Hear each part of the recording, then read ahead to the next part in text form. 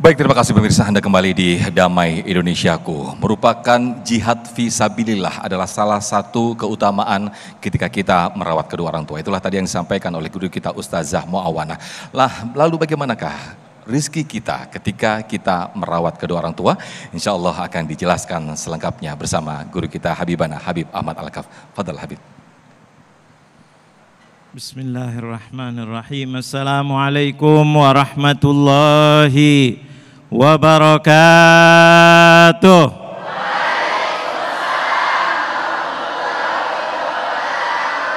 Alhamdulillah, alhamdulillahi rabbil alamin, wassalatu wassalamu ala asyrafil mursalin sayyidina wa maulana Muhammad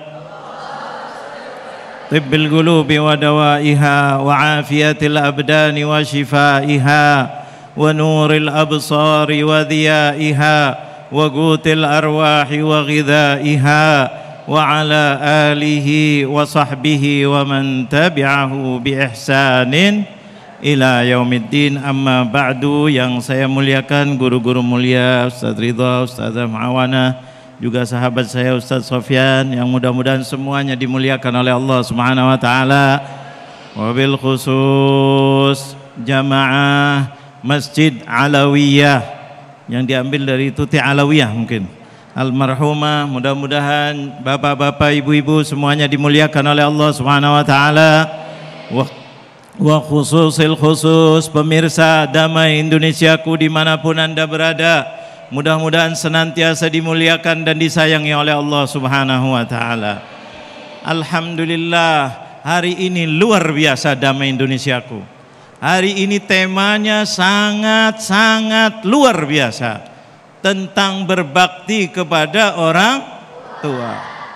Ini ada dua hal yang bertepatan dengan kira-kira besok ini di otak bangsa Indonesia mau nonton TV, nonton apa besok? Tanggal 4, debat. Ibu-ibu tahu debat. Ini temanya sangat pas sekali, luar biasa. Karena debat itu penuh dengan etika. Ini adalah etika akhlak yang diajarkan oleh baginda Nabi Muhammad. Tidak ada yang melebihi daripada ibadah kepada Allah, tauhid kepada Allah, kecuali berbakti sama orang. Betul apa betul? Nanti kita akan bahas etika-etika yang sangat luar biasa.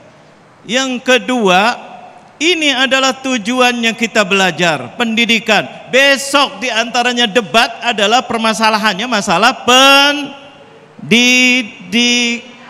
Betul apa betul? Luar biasa, mudah-mudahan ini bermanfaat untuk semuanya. Ini luar biasa, subhanallah. Tadi kita sudah tahu diantaranya adalah di dalam birrul walidain. Tadi kita dengar banyak hadis, diantaranya adalah untuk mudah mendapatkan rezeki. Selalu dalam debat dari awal sampai akhir, ekonomi, ekonomi, ekonomi. Betul atau betul? Bangsa mau maju, ekonominya supaya maju. Ekonomi maju harus dari rumah tangga maju. Betul apa betul?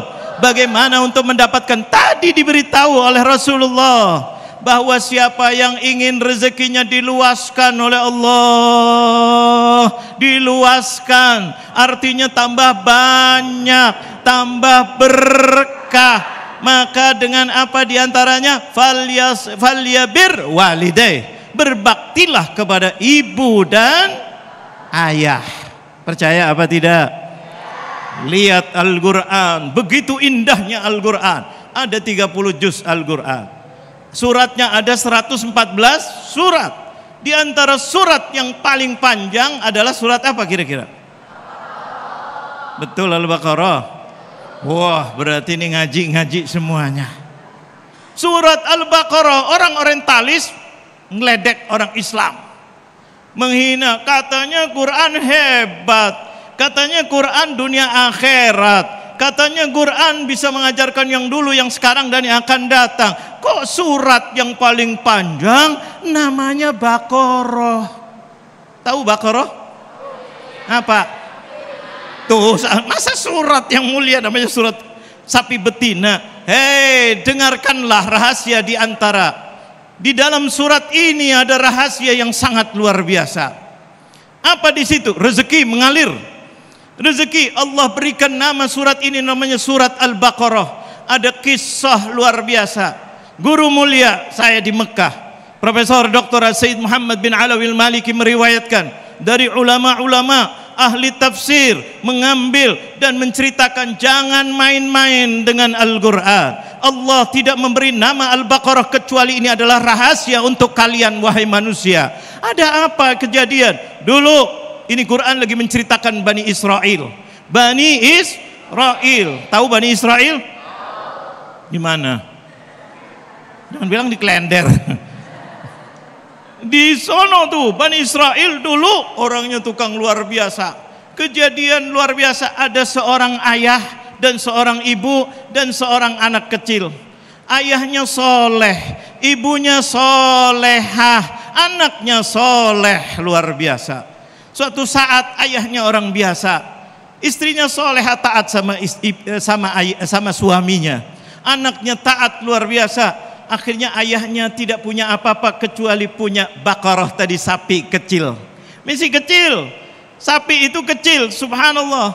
Kemudian ayahnya pengen untuk siapa ayah itu kepengen? Selain ibu kepengen untuk anaknya, ayah juga kepengen untuk siapa? Kok pada diem? Nggak pernah dapat bagian dari ayah. Tuh ayahnya kepengen untuk anaknya nanti kalau besar, tapi ayahnya sudah merasa sakit. Jangan-jangan umur saya pendek.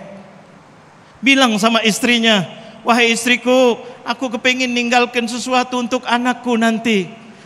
Istrinya bilang, oke, sayang, masa untuk anak ditolak? Apapun dibuat oleh ibu dan ayah untuk kebaikan. Betul apa betul? Luar biasa. Akhirnya Allah mengajarkan diberi nama ini karena itu. Akhirnya bapaknya mengatakan, Bu, saya mau titip sama Allah. Mau titip sama siapa ini?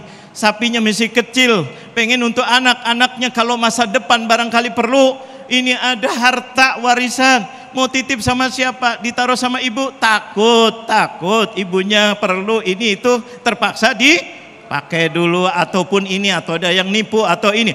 Maka dia beriman kepada Allah, lari ke hutan, minta kepada Allah Jalla Jalaluh, ya Rabba Ibrahim, ya Rabba Ismail, ya Rabba Ishaq, aku minta ya Allah, aku punya seekor sapi ini yang kecil, aku pengen titip kepadamu ya Allah, aku mau lepaskan di hutan ini ya Allah, mudah-mudahan nanti kalau besar untuk anakku ketika beliau sudah memerlukannya ya Allah. Maka dilepaskannya, sapi itu langsung lari ke hutan, lepas, liar, subhanallah. Suatu saat ibunya hidup dan ayahnya kemudian tidak lama meninggal dunia. Ibunya hidup bersama anaknya yang masih kecil, disayang oleh ibunya, didoakan, makan ala kadarnya. Anaknya sudah mulai mencari kayu bakar tiap hari cari kayu bakar, dijual untuk apa? Untuk makan, untuk ini, untuk itu. Ibunya sudah mulai lihat kepada anaknya besar, anaknya soleh. Kalau malam dibagi 3 waktunya, cari untuk ibadah, dan untuk apa lagi? Untuk tidur sepertiga untuk ibadah, sepertiga duduk di kepala ibunya. Untuk apa? Membantu ibunya. Subhanallah, tiap malam. Ibunya sudah mulai besar, anaknya mengatakan, nak, dulu ayahmu meninggalkan warisan, kamu sudah besar, di mana Bu?